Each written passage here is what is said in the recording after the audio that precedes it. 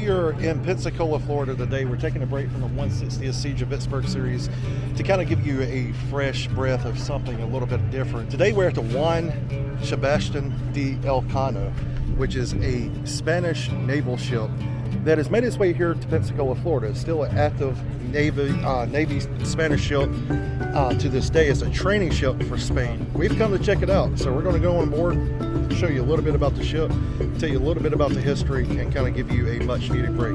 Don't forget to check out the History on the Ground project passed in the American Battlefield Trust in the American Civil War, and go visit them for some awesome content. So let's go on board and check this bad boy out.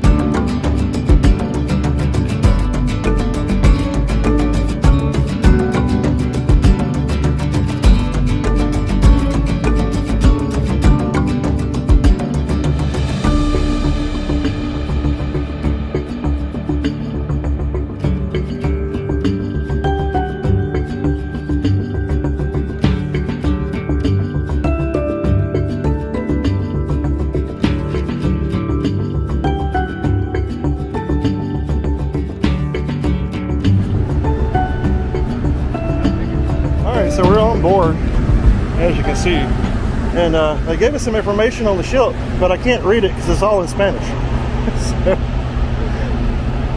So you got the ship's wheel here. Pretty cool.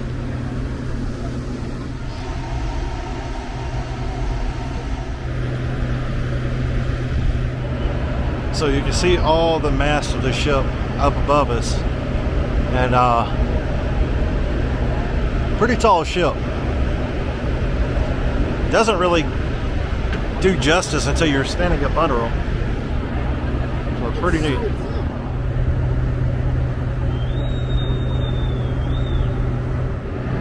So this is the third tallest tall ship in the world. It's 371 foot, and this thing is sailed, like I said earlier at the beginning of this video, it has sailed more miles than any ship in history. This ship has sailed 2,300,000 nautical miles. So this ship has been to a lot of countries and all over the world, and pretty cool. And for a ship that was commissioned in the 1920s, well, it looks in remarkable condition. So that's pretty neat, and everything on here is almost original. As you can tell, there's quite a lot of people on here. And then if you guys know anything about me, you know I'm afraid of heights. I don't like this ladder. It's straight down. So if I don't see you anymore, well, you guys just give me a burial at sea, okay?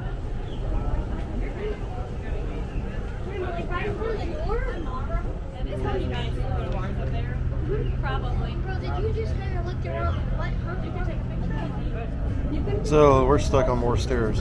God, how I hate these stairs. It was commissioned in the 1920s, and it's been used for the same purpose ever since then, which is to train Spanish sailors and build a camaraderie between them. It's a training vessel. It's not a warship. It's not meant for to be used during wartime. It never has. Even during World War II, it was not used during wartime or in any war to date, as far as to my knowledge. So it's just a ship that build camaraderie, help train the sailors, and also help get them to interact with the public and get them trained on foreign diplomatic skills. So that is the purpose behind the ship, and a very cool purpose. So just a little bit about why this ship exists in the first place. But it's a very old ship, and it's remarkably preserved. Hey guys, so it's always cool to meet someone that is interested in what you do. And this is a YouTuber as well. His name is Brendan. My YouTube channel is Gaming Bren. If you look under the subscriptions page, if that's public, you'll be able to see me under there eventually with enough scrolling. Guys, go check him out here on YouTube. I'll leave a link to his channel in the video, so you can go check him out, and please do. Very, very great guy I've met here on the ship. And it's always cool to meet somebody that's interested in what you do and interested in history. So pretty cool. Thank you, bro. Yep. We're gonna head, I guess, somewhere up there and up another ladder, and we'll see you when we get there.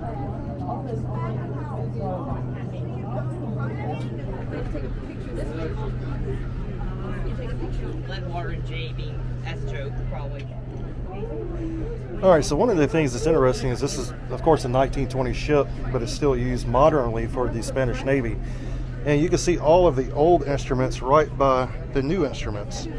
So pretty neat to see the transition of history, right in front of you from the time the ship was built to what it is now. So we're just talking about the modern technology shifting from the old technology.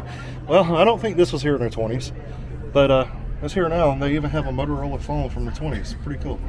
So if you want to drive the vessel, well, this is your ship wheel, and this is where you do it from. Yeah, right there in front of it. Hold on, take a picture.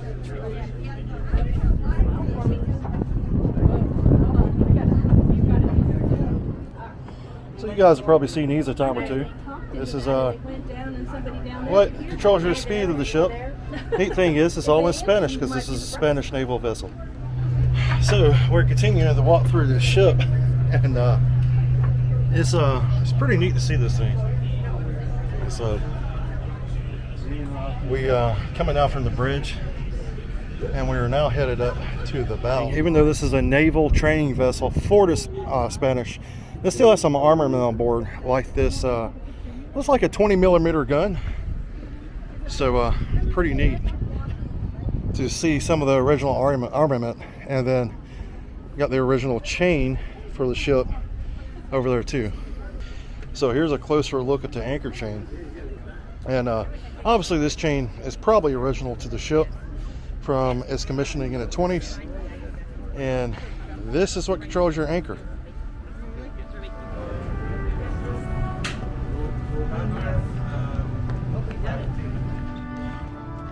All right, so that was the Juan Sebastian de Elcano Spanish naval ship, and pretty cool.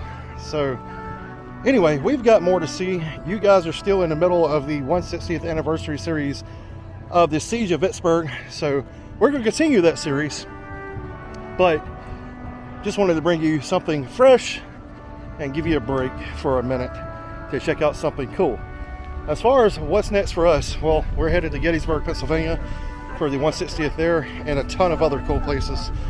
So stay tuned for more on that. Until next time, keep preserving history. Stay safe. This episode of History Saver 1941 is brought to you by Civil War Navy, the magazine, where the history of Civil War naval warfare explodes onto the pages of this excellent quarterly publication. This month, read about the U.S. Navy's missed opportunity at Vicksburg in 1862.